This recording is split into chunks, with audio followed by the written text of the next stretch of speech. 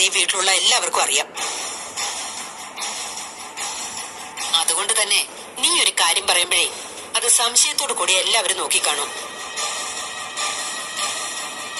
ഇത് അമ്മായി നേരത്തെ എന്നോട് പറഞ്ഞിരുന്നെങ്കിൽ ഇവനും ഇവന്റെ അമ്മയും കൂടെ ഉണ്ടാക്കിയ കഥയാണെന്ന് ഞാൻ പറഞ്ഞു തന്നേനെ. എനിക്കിതിനകത്ത് ഒരു പങ്കുമില്ല. ഞാൻ ഇതൊന്നും അറിഞ്ഞിട്ടേ ഇല്ല. മകൻ ഇങ്ങനൊരു കാര്യം ചെയ്തിട്ടുണ്ടെങ്കിൽ അത് അമ്മയുടെ ബുദ്ധി തന്നെയായിരിക്കും. പണം വേണമെങ്കിൽ ആദർശേട്ടനോട് ചോദിച്ച തരത്തില്ലേ?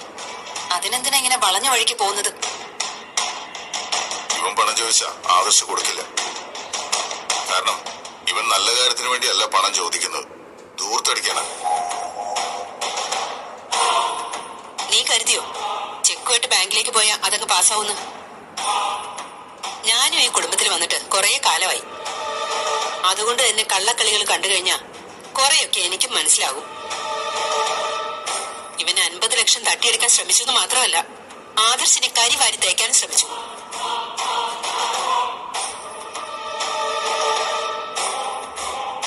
എന്നെ സഹായിച്ച പെൺകുട്ടിക്ക് 50 ലക്ഷം കൊടുക്കാനുള്ള മടി കൊണ്ടാ ആദർശ് അവളെ കാണിച്ചു തരാത്തതെന്നാ പറഞ്ഞത്. അങ്ങനെ മറ്റുള്ളവർക്ക് അർഹതപ്പെട്ടത് തട്ടിയെടുക്കുന്നവനല്ലടാ നിന്റെ ഏട്ടൻ. അവനെ കണ്ടാ നീയും അനിയും വളർന്നത്. അനി അവനെ പകർത്തി, പക്ഷേ നീ അവന് പലപ്പോഴും പാര വെച്ചു. അതുകൊണ്ടാ നീ നന്നാവാത്തത്. ഇവനെ പോലൊരു കുഞ്ഞാണല്ലോ എനിക്ക് ജനിക്കാൻ പോകുന്നത്.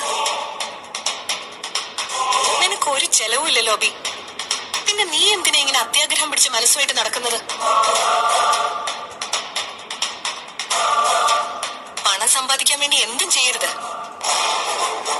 എല്ലാം എന്റെ തെറ്റാ. ഏട്ടൻ എന്നെ പെണ്ണ് കാണാൻ വന്നപ്പോ അതിനേക്കാൾ സ്മാർട്ട് അനിയനാണെന്ന് ഇവൻ വരുത്തി തീർത്തു. എന്റെ സ്വഭാവം കുറച്ച് കുഴപ്പമായിരുന്നോണ്ട് ഞാൻ ഇവനെ സ്നേഹിച്ചു, വിശ്വസിച്ചു. അതിന് കിട്ടിയ ശിക്ഷ ഇതൊക്കെ. മുത്തശ്ശനുൾപ്പെടെ എല്ലാവരും സ്നേഹിക്കാൻ അറിയാവുന്നവരാ. അങ്ങനെ ഒരു വീട്ടില് ഇങ്ങനെ ഒരാൾ എങ്ങനെ ഉണ്ടായെന്ന് മനസ്സിലാവുന്നില്ല. അതെന്താ മോളെ മനസ്സിലാവാത്തെ? ദേ നിൽക്കുന്നതിന് കാരണക്കാരി ഒരിക്കലും മകനെ തിരുത്തില്ല. ഇവന്റെ എല്ലാ തെറ്റുകൾക്കും കൂട്ടുനിൽക്കും. അങ്ങനെ വരുമ്പോ ഏത് മക്കളാ നന്നാവുന്നേ? ഞാൻ ഇതിന് ഉത്തരവാദി അല്ലെന്ന് പറഞ്ഞല്ലോ. ആരുത്തരവാദി ആയാലും നിന്റെ മകൻ നിരന്തരം തെറ്റ് ചെയ്യുമ്പോ അതിൽ നിനക്കും വലിയൊരു പങ്കുണ്ട്. കേക്കടാ, കേക്ക്. എല്ലാം ചെയ്തു കൂട്ടിയിട്ട് അവസാനം അമ്മയെ പ്രതിയാക്ക്.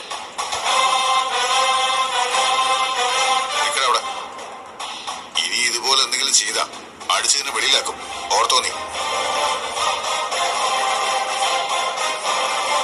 ഇത്രയും നേരം ഏതെങ്കിലും ഒരു പെൺകുട്ടിക്ക് കൊണ്ടുപോയി 50 ലക്ഷം രൂപ നീ കൊടുത്തു കാണുമെന്ന പേടിയായിരുന്നു മോളെ ഞങ്ങൾക്ക്. ആരാണ് എനിക്ക് കരള് തന്ന് സഹായിച്ചതെന്ന് പറയാത്തോണ്ടല്ലേ അമ്മ ഇങ്ങനെയൊക്കെ സംഭവിച്ചത്? അത് പറഞ്ഞു കഴിഞ്ഞ് പ്രശ്നമൊക്കെ തീരില്ലായിരുന്നോ? നയനയെന്ന ആ പെൺകുട്ടിയുടെ പേര്. കരള് താൻ തന്ന പെൺകുട്ടി ഇനി ഞാൻ സ്നേഹിക്കുന്നു കരുതി ഇനിയത് ഇവളാണെന്ന് ആരും പറയണ്ട.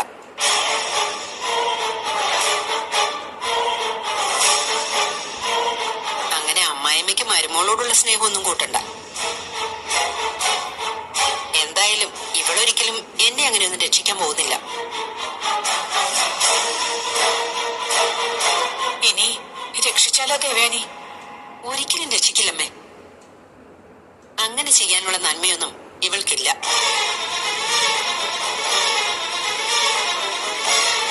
ഇനി ചെയ്തിട്ടുണ്ടെങ്കിൽ തന്നെ ചേട്ടനും ആദർശമൊന്നും അത് എന്നിൽ നിന്ന് മറച്ചു വെക്കില്ലല്ലോ.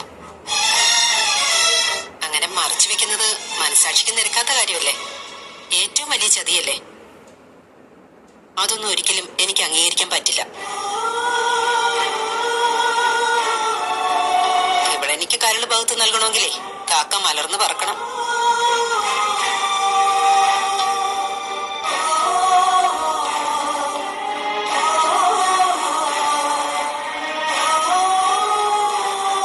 അമ്മ ഇടയ്ക്കിടയ്ക്ക് പറയാറുണ്ടല്ലോ സത്യം ദേവയാനി അറിയണമെന്ന്. അറിഞ്ഞ ഇതാണ് അവസ്ഥ. അതുകൊണ്ട് ഇനി മിണ്ടാതിരിക്കുന്ന നല്ലത്.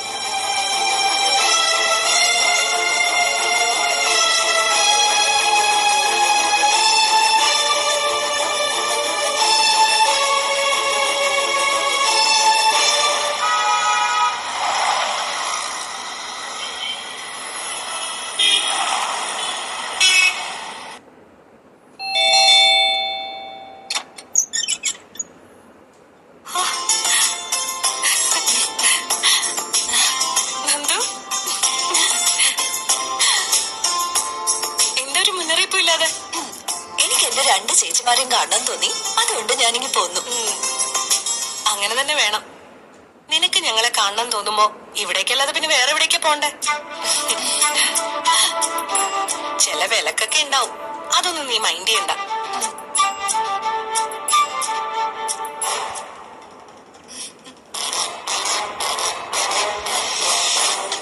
അനിയത്തെ ചേച്ചി വിളിച്ചു വരുത്തിയോ? ഞാൻ വിളിച്ചു വരുത്തിയതല്ല, നന്ദു ഞങ്ങളെ കാണാൻ വേണ്ടി വന്നതാ. അതുകൊണ്ട് ഇപ്പൊ എന്താ കുഴപ്പം? നിന്നോട് ഇവിടെ വരരുതെന്ന് ഞാൻ പലവട്ടം പറഞ്ഞിട്ടുള്ളതാ. അമ്മായി പറയുന്നത് ഇവള് കേൾക്കേണ്ട കാര്യം എന്താ? അമ്മായിക്ക് സ്വന്തം മരുമോളോട് എന്ത് വേണേലും പറയാം. അവൾ അങ്ങോട്ട് പോരുത് ഇങ്ങോട്ട് വരരുതെന്നൊക്കെ വേണമെങ്കിൽ പറയാം. അതുകൊണ്ട് ഒരു കുഴപ്പമില്ല. പക്ഷെ ഇവൾ എങ്ങോട്ട് പോണെന്ന് തീരുമാനിക്കുന്നതേ ഇവള് തന്നെയാ. അതിനാരും തടയാൻ നിക്കണ്ട. ഞാനൊരു വിവരം പറഞ്ഞിട്ട് പോവാനാ വന്നേ. ചേച്ചി, നയനേച്ചി എവിടെ? അവള് ഓഫീസിലല്ലേ മോളെ? ഓഫീസിലാണെന്നൊക്കെ ഇവൾക്കറിയാം. പക്ഷെ അങ്ങോട്ട് പോവാതെ ഇങ്ങോട്ട് വന്നിരിക്കുക. അവിടെ പോയി കഴിഞ്ഞാൽ എന്നെ കാണാൻ പറ്റുമോ? അവള് മാത്രമൊന്നുമല്ല, ഞാനും ഇവളുടെ ചേച്ചിയാ.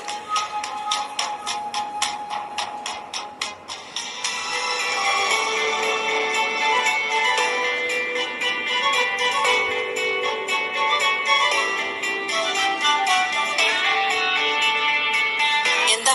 കണ്ടു എടുത്തി, ഇവളോട് ഈ പടി ചവിട്ടരുത് ഞാൻ പറഞ്ഞിട്ടുള്ളതാ. എന്നിട്ട് ഓരോരോ കാരണങ്ങൾ ഉണ്ടാക്കി വന്നിരിക്കുക. ഞാൻ കാരണം ഉണ്ടാക്കി വന്നല്ല. SI ടെസ്റ്റിന്റെ റിസൾട്ട് വന്നു. ലിസ്റ്റില് ഞാനും ഉണ്ട് ചേച്ചി.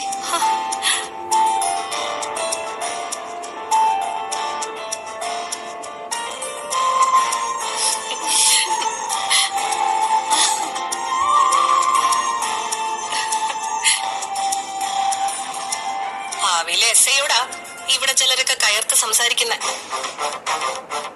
എത്ര വലിയ SI ആണെങ്കിലും പറയാനുള്ളത് ഞങ്ങൾ പറയും. അനന്തപുരി തറവാട്ടുകാരെ പോലീസിനെ ഭയക്കാറില്ല. എന്തായാലും നീ ആഗ്രഹിച്ച പോലീസ് യൂണിഫോം ഇടാൻ നിനക്ക് അവസരം ഉണ്ടായല്ലോ മോളെ. ഒരു ജോത്സ്യനെ കണ്ടപ്പോ അദ്ദേഹം പറഞ്ഞിരുന്നു ഞാൻ ഉറപ്പായിട്ട് ഒരു പോലീസ് ഓഫീസർ ആവുമെന്ന്. നീ SI ആയിട്ട് കയറിയതിനു ശേഷം വീണ്ടും ടെസ്റ്റ് എഴുതണം. അതിൽ ഉയർന്ന പദവിയിലേക്ക് പോണം. ചിലർക്കൊക്കെ നമ്മളെ ആരും ഒരു വിലയില്ല. എന്നും അങ്ങനെ പാടില്ലല്ലോ. നീ ഇരിക്ക്, ഞാൻ കുടിക്കാൻ എന്തെങ്കിലും എടുക്കാം. എന്തിനാ ഇവിടെയൊക്കെ പിടിച്ചിരുത്തി സൽക്കരിക്കുന്നത്? അവള് പറയാനുള്ള പറഞ്ഞു. ഇനി അവിടെ പോയിക്കോട്ടെ എടുത്തി. അങ്ങനെ ഒരു ഗ്ലാസ് വെള്ളം പോലും കൊടുക്കാതെ ഇവളെ പറഞ്ഞു വിട്ടെന്നറിഞ്ഞാ എന്റെ മരുമോൾ അതൊരു വലിയ സംഭവമാക്കും. അങ്ങനെ അവൾ ഈ വീട്ടിൽ നിന്ന് പോയാലോ? പോകുന്നെങ്കിൽ പോട്ടെ എടുത്തി. നിനക്കത് പറയാം.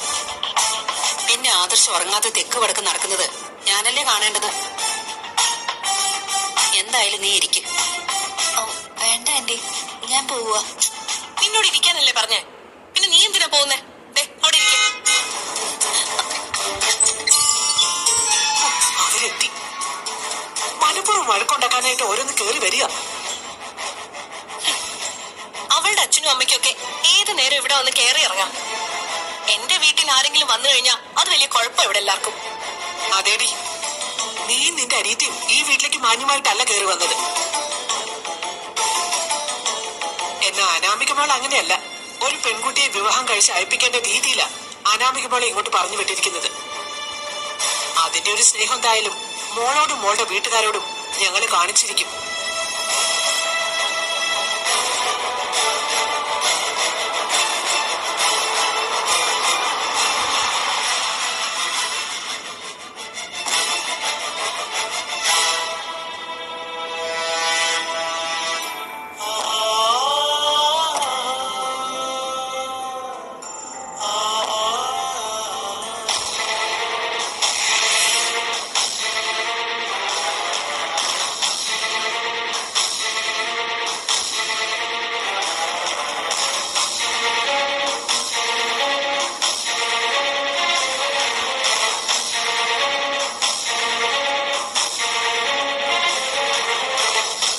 ഇങ്ങോട്ട് വന്നത്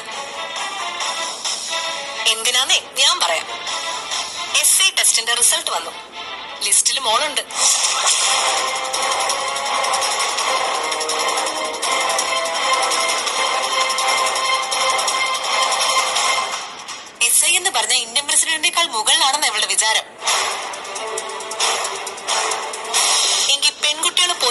ടീച്ചറാവുന്നതേ ഇന്നത്തെ കാലത്ത് അഭിമാനം തന്നെയാ. സാധാരണ പെൺകുട്ടികളൊന്നും ഇത്തരം ജോലികൾ ആഗ്രഹിക്കില്ല. ഇവൾക്ക് ഇഷ്ടപ്പെട്ട പ്രൊഫഷൻ തന്നെയാ അവൾ തെരഞ്ഞെടുത്തിരിക്കുന്നത്. അതെ, നന്ദുവിന് പോലീസ് യൂണിഫോം ഇടണമെന്ന് വലിയ ആഗ്രഹമായിരുന്നു. എത്ര പറഞ്ഞാലും ഇവൾ അനുസരിക്കില്ല അമ്മ. ഇവൾ ഇവിടെ ഓരോ തവണ കേറി വരുമ്പോഴും ഞാനും ഇവനും തമ്മിലുള്ള അകലം കൂടിക്കൊണ്ടിരിക്കുക. അതാ ഇവളുടെ ആവശ്യം.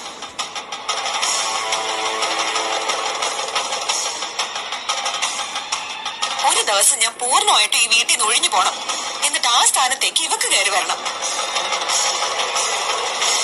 ഓരോരോ കാരണങ്ങൾ പറഞ്ഞ് ഈ വീട്ടിലേക്ക് കയറി വരുന്നത് അതിനു വേണ്ടി മാത്രമാണ്.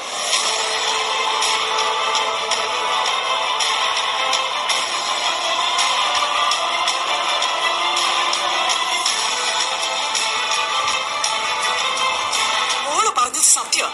പിന്നെ എന്തിനാണ് ഇവിടെ നിൽക്കുന്നത്? പോടാ.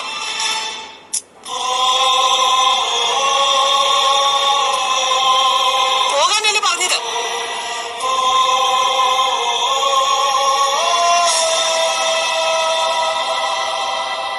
എന്താ ജാനകി ഇത്? എന്താന്ന് എടുത്തേക്ക് മനസ്സിലായില്ലേ? എനിക്കൊരു ജോലി കിട്ടണമെന്ന് എന്നെക്കാൾ കൂടുതൽ ആഗ്രഹിച്ചത് നയനേച്ചിയാ. അതുകൊണ്ടാ ഇങ്ങനൊരു സന്തോഷം എന്റെ ജീവിതത്തിൽ ഉണ്ടായപ്പോ ഞാൻ ഓടി വന്നത്. അത് നേരിട്ട് പറയാൻ വേണ്ടി. അവളിപ്പോ ആദർശിനൊപ്പം ഓഫീസിൽ പോകുന്നത് നിനക്കറിയില്ലേ? പിന്നെ നീ എന്തിനാ ഇങ്ങോട്ട് എഴുന്നള്ളിയത്? ജാനകി വേണ്ട, നീ ഇരിക്ക്. ഞാൻ കുടിക്കാൻ എന്തെങ്കിലും എടുക്കാം. വേണ്ട ആന്റി. വേണ്ടാന്ന് നീയാണ് തീരുമാനിക്കുന്നത്. അവിടെ ഇരിക്കും.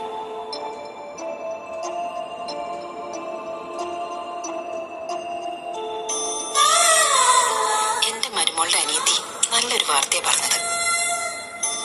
അത് അവളെക്കാളും സന്തോഷം എനിക്കാണെങ്കിൽ അതെനിക്കും അങ്ങനെ തന്നെയാണ്. എന്തായാലും നിനക്ക് തൃപ്തിയായല്ലോ. ഇനി ഇതിന്റെ പേരിൽ എന്റെ മോനും മരുമോളും കൂടി തല്ലി പിരിയട്ടെ. എങ്ങനെയെങ്കിലും ഞങ്ങളുടെ ഭർത്താക്കന്മാരുമായിട്ട് തല്ലിപ്പിരിഞ്ഞു പോണമെന്നല്ലേ നിങ്ങളുടെയൊക്കെ ആഗ്രഹം? അപ്പൊ പിന്നെ അതിൽ ഞങ്ങൾക്ക് വിഷമമൊന്നുമില്ല.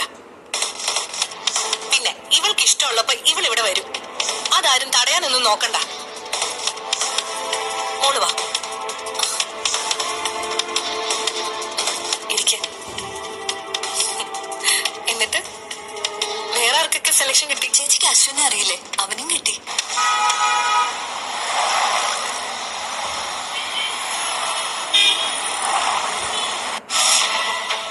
നിനക്ക് സന്തോഷമായല്ലോ. നിന്റെ കാമുകി കാക്കിയിടാൻ പോവല്ലേ? അതൊരു സന്തോഷം തന്നെയാ. അവൾക്ക് കിട്ടേണ്ട ജോലി തന്നെയാ കിട്ടിയിരിക്കുന്നത്. അവൾ SI ആയ പൊളിക്കും. അവളെക്കാളും സന്തോഷമാണല്ലോ അതറിഞ്ഞപ്പോ നിനക്ക്. അതെ, അതങ്ങനെ തന്നെയാ. അവൾ എന്റെ നല്ലൊരു സുഹൃത്താണ്. സുഹൃത്തുക്കൾക്ക് നേട്ടം ഉണ്ടാവുമ്പോ എന്നെ സംബന്ധിച്ചിടത്തോളം അത് ദുഃഖമല്ല, സന്തോഷം തന്നെയാണ്.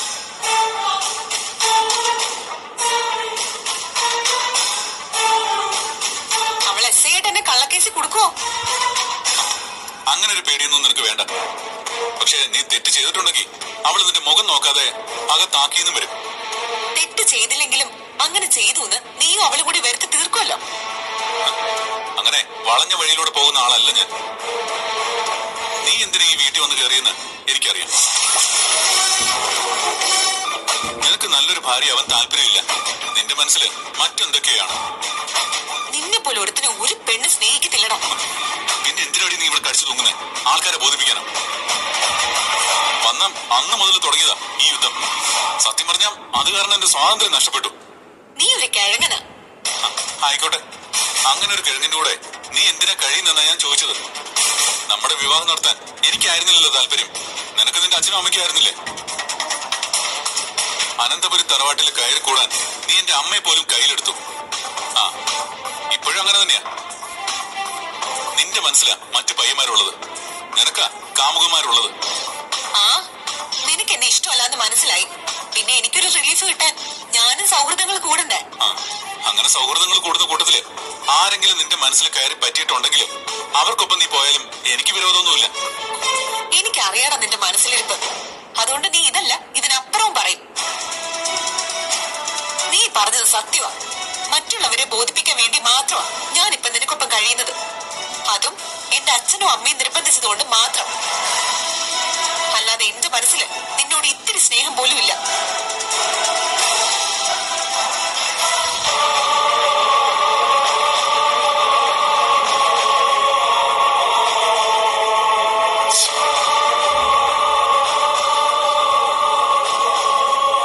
ഇവളുടെ സംസാരം പ്രവർത്തികളോ നന്ദുലിക്ക് എന്നെ കൂടുതൽ അടുപ്പിക്കുന്നത്. എന്നെ സ്നേഹിക്കുന്ന ഒരുത്തിക്ക് വേണ്ടി ഞാനിതിനെ ത്യാഗം ചെയ്യണം.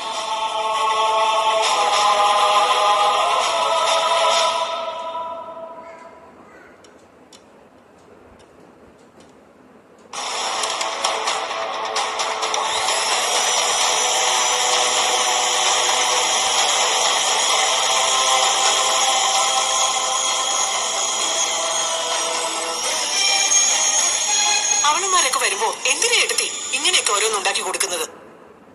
അനിയത്തിയെ സൽക്കരിച്ചില്ലെങ്കിൽ ഇനി എന്റെ മരുമോള് പിണങ്ങിപ്പോയാലോ? ഇങ്ങനെ പോയി കഴിഞ്ഞാ ഉറപ്പായിട്ടും അവളുമാരെ ഏട്ടത്തെ ബ്ലാക്ക്മെയിൽ ചെയ്യും. അങ്ങനെയുള്ള വേലയൊന്നും എന്റെ അടുത്ത് നടക്കില്ല ജാനകി. പിന്നെ എന്റെ മോന്റെ ജീവിതത്തിന് താളം തെറ്റാതിരിക്കാൻ ഞാൻ ശ്രമിക്കുന്നു, അത്രേ ഉള്ളൂ. അനാമിക മോൾക്ക് അവിടെ ഈ പരിസരത്ത് വരുന്നത് പോലും ഇഷ്ടമല്ല. എന്നിട്ട് ഓരോരോ കാരണങ്ങൾ ഉണ്ടാക്കി ചേച്ചിമാരെ കാണാനാണെന്ന് പറഞ്ഞ് അനീതി ഇങ്ങോട്ട് വരികയാണ്. ഇന്ന് അവൾ എത്തിയതിന് കാരണമുണ്ടല്ലോ ജാനകി. അവളുടെ ജീവിതത്തിൽ ഒരു പ്രധാനപ്പെട്ട സംഭവമല്ലേ ഉണ്ടായിരിക്കുന്നത്. ഓ, അതൊക്കെ വലിയ കാര്യമാണോ? പെൺകുട്ടികൾ കാക്കയിടുന്നത് എനിക്കിഷ്ടമല്ല. പക്ഷെ അവൾക്ക് ഇഷ്ടായിരിക്കും. അത് മാത്രമല്ല, നന്ദുവിന്റെ സ്വഭാവം നിനക്കറിയാലോ. 4-5 ആണുങ്ങൾ വന്നാലും ഒറ്റയ്ക്ക് നിന്ന് അവരെ നേരിടാനുള്ള ശേഷി അവക്കുണ്ട്. അതിന് ആദർശം സാക്ഷിയായിട്ടുണ്ട്. പിന്നെ നിന്റെ മരുമോൾ ഒരിക്കൽ ഗുണ്ടകളെ തട്ടിക്കൊണ്ടു പോയപ്പം അവന്മാരുടെ കയ്യിൽ നിന്ന് രക്ഷപ്പെടുത്തിയത് ആരാ? ഈ പറഞ്ഞ നന്ദുവല്ലേ? ആ, അതൊക്കെ ഇവളുമാര് തന്നെ ചെയ്താണോന്നാ എന്റെ സംശയം. അവളുടെ കൂട്ടുകാരായിരിക്കും ആ 4 ഗുണ്ടകള്. വ്യക്തമായൊരു തെളിവില്ലാതെ ആരും കുറ്റപ്പെടുത്തരുത് ജാനകി. എനിക്കും നിനക്കൊക്കെ നയനയോടും നന്ദുവിനോടൊക്കെ നല്ല ദേഷ്യമുണ്ട്. എന്നാ അവരുടെ കാര്യം നീ ഒന്ന് ആലോചിച്ച് നോക്ക്. അവരാണെങ്കിലോ 3 പെൺകുട്ടികളാ. ഞാൻ മനസ്സിലാക്കിയെടുത്തോളം നയനിക്ക് നന്ദുവിന് ജീവനാ. തിരിച്ചും അങ്ങനെ തന്നെയാ. ആ നിലയ്ക്ക് മിക്ക ദിവസം നന്ദു ഇവിടെ വരേണ്ടതല്ലേ അവളുമാരുടെ ചേച്ചിമാരെ കാണാൻ? പിന്നെ വരാതിരിക്കുന്നത് നമ്മളെയൊക്കെ പേടിച്ചിട്ടാ. കാര്യങ്ങൾ ഇങ്ങനെയൊക്കെ ഇരിക്കെ അവളുടെ ജീവിതത്തിൽ ഒരു പ്രധാന സംഭവം ഉണ്ടാവുമ്പോ അത് ചേച്ചിമാരെ അറിയിക്കാൻ അനീതി വരരുതെന്ന് പറയുന്നത് ശരിയാണ് ജാനകി. ആ, അവൾ എന്റെ മരുമോളെ ചോടിപ്പിക്കാൻ വേണ്ടി തന്നെയാ വരുന്നത്. അല്ലെങ്കിൽ അവൾക്ക് ഇങ്ങനെ ഓടി വരേണ്ട കാര്യം ഉണ്ടായിരുന്നോ?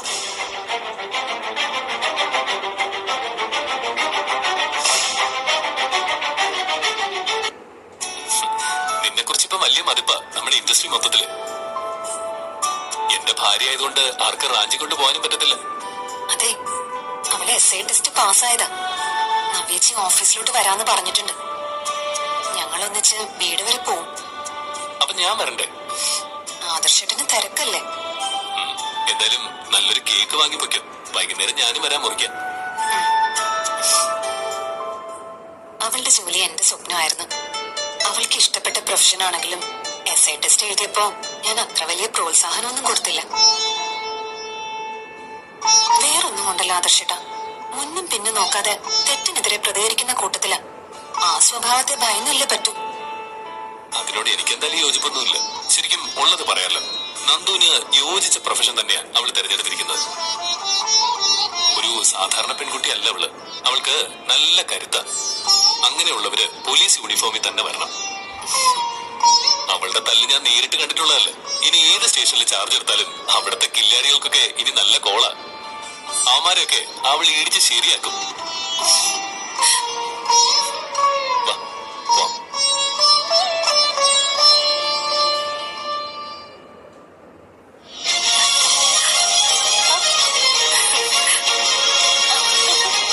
ആരൊക്കെയായി വരുന്നത്?